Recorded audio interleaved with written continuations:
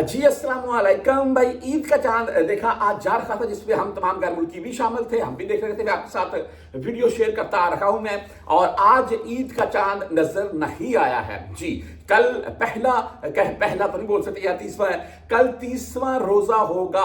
30 रोजे कंप्लीट हुए हैं और ईद की जो नमाज है सऊदी अरेबिया में वो जुम्मे वाले दिन अदा की जाएगी। ये बकायदा साथ में आपको ट्वीट्स दिखा रखा हूं मैं, ऐलान हो चुका है। इस बार पाकिस्तान हमारे साथ ईद कर सकता है, क्योंकि पाकिस्तान में 29 रोजे हो जाएंगे, हमारे 30 कंप्लीट हो जाएंगे, तो पाकिस्तान में भी चांद देखा जाएगा।